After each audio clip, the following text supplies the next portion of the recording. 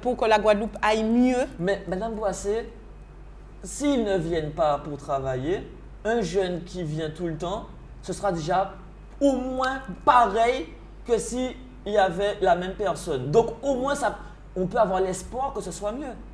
Oui, mais s'il vient et qui n'a aucune idée et qui ne fait rien du tout… Madame Boissé, il ne faut pas dire ça. Madame Boissé, il y a des centaines de jeunes en Guadeloupe, des milliers de jeunes qui ont une idée bien précise de l'avenir de la Guadeloupe. Ce que je veux dire, c'est que ce n'est pas la présence seulement qui compte. Qu'est-ce qui bloque un jeune qui a des idées en Guadeloupe? C'est l'argent. Je vous rappelle, Madame Boissé, les élections régionales, ça nous a coûté 75 000 €. Quel jeune en Guadeloupe peut dire je vais aux élections régionales avec 75 000 €?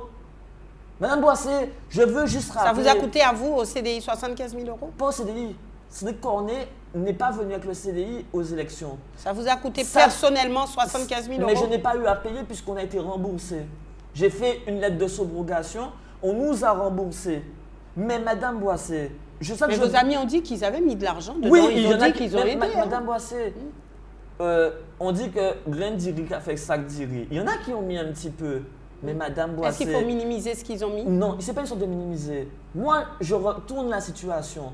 Si on avait fait 4,99, qui aurait payé la différence, c'est-à-dire 45 000 €? Vous auriez? Impossible. Madame Boissé, la loi est très simple. C'est le tête de liste. C'est le tête de liste. Puisque je ne suis pas venu en tant que parti politique, en tant que candidat libre, c'est le tête de liste qui doit payer la dette. Et si des gens de la liste veulent l'aider, il l'aide. Mais la loi… Il vous aurait aidé de toute façon. J'espère, Madame Boissé. L'histoire… Enfin, vous n'avez pas eu besoin de ça. Voilà, l'histoire ne nous dit pas. Mais Madame Boissé, c'est un risque. Et je comprends tous ces jeunes qui voudraient bien se lancer, qui ont l'envie d'aller en politique. Alors, j'ai l'impression qu'aujourd'hui, on est en train de dire aux jeunes, écoutez, hein, il y a du chômage en Guadeloupe, mais il y a une possibilité. Lancez-vous en politique. Et vous verrez, vous aurez de l'argent, vous n'aurez pas besoin d'avoir une activité professionnelle. Est-ce que c'est ce discours-là? C'est pas… Non, Madame Boissé, ce que moi j'aurais aimé, c'est qu'il y ait plus de jeunes en politique. Ça, c'est quelque chose qui est le plus important à mes yeux. C'est-à-dire que… Il ne faut quand même pas leur dire que si vous allez en politique, vous êtes élu, vous aurez de l'argent. Mais je n'ai pas dit ça, Madame Boissé. Au contraire, je vous ai dit qu'au contraire, vous pouvez perdre tout votre argent. Non, mais quand on est élu, oui, mais madame, on a de l'argent. C'est quoi la probabilité d'être élu? Je vous rappelle qu'avant les élections, on avait 0,001% de chance d'être élu à la région.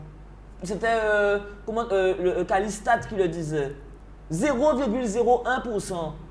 Quel pourcentage de chance? Ce sont les grosses machines qui gagnent. C'est le Parti socialiste, c'est l'UMP qui gagne. C'est eux qui ont l'argent. C'est eux qui sont arrivés à fédérer des gens dans des partis, arriver à avoir des gens derrière pour soutenir. Parce qu'il y a après des échanges, ils ont des accords.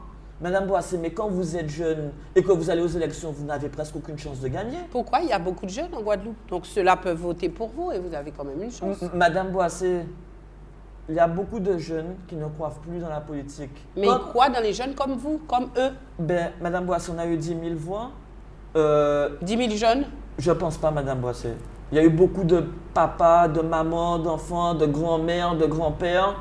Un petit peu de jeunes. C'était pour vous donner un coup de pouce? Je pense qu'il y avait vraiment cette volonté de nous mettre le pied à l'étrier. Ces personnes se sont dit, même s'il n'y a pas un véritable programme, mais on va l'aider parce que c'est un jeune? Non, Madame Boissé, on avait un vrai programme. Et jusqu'à présent, ce qui se passe, c'est que je vois qu'on nous prend notre programme, que ça soit dans le dossier de la jeunesse en déshérence, même mon projet Phoenix, on a volé une partie dedans. Moi, je dis c'est cadeau parce que le programme n'est pas fait pour qu'on le garde pour soi. Mais quand vous dites que c'est cadeau, est-ce parce que vous n'avez pas pu mettre en œuvre, en action, Madame Boissé, ce projet?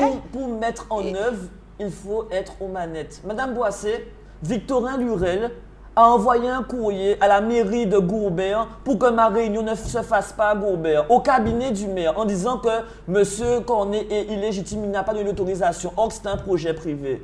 En Guadeloupe, depuis qu'un jeune a un projet, il y a toujours quelqu'un qui est plus haut placé pour le bloquer. C'est très rare des gens qui vous tendent la main, qui vous disent… Mais pourquoi ce désir de bloquer? Parce que Madame Boissé, en Guadeloupe, on a un problème qu'on ne veut pas voir les gens avancer.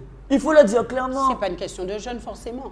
Mais le problème, c'est que, comme vous dites, vous m'avez parlé de Victorin Lurel, qui était plus âgé que moi, qui a plus d'expérience. Donc, en gros, c'est pour ça qu'il a été élu. Eh bien, c'est pareil. Le jeune, il y a des gens qui ont des projets qui sont déjà sur la place, et il y a des jeunes qui ont peut-être des projets concurrents, et on essaie de les bloquer pour que ceux qui sont déjà sur la place gardent tout. Alors, j'ai dit cela en parlant de même pied d'égalité avec Victorin Lurel. Oh. Hein, j'ai dit peut-être qu'il a beaucoup plus d'expérience que vous, et c'est pas peut-être, c'est sûr. Ben, Madame Boissé, mais l'expérience, c'est pas quelque chose qu'on nous donne, c'est quelque chose qu'on prend. C'est comme le pouvoir politique, l'influence politique. On ne nous le donne pas. Maintenant que je suis conseiller régional, j'aurai 4 ans d'expérience. Je peux à présent parler de dossiers de l'intérieur, même si la région nous cache pas mal de dossiers et qu'on n'a pas accès à toutes les informations. Alors justement, Cédric Cornet, c'est bien, hein, puisque vous y allez franco, n'avez-vous pas l'impression de brûler quand même les étapes? Alors vous nous avez dit tout à l'heure, oui, je veux être président de l'Assemblée unique ou de la nouvelle collectivité.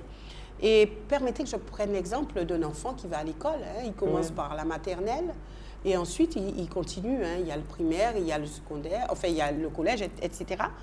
C'est comme un enfant, vous, qui part de la maternelle et qui arrive carrément au lycée. Ça ne marche pas comme ça. En politique, ce qui compte, c'est les actions.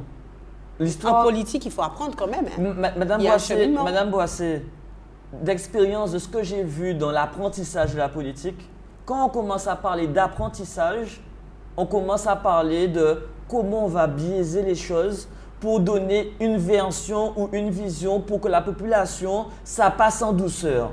Donc en gros, comment couillonner les gens.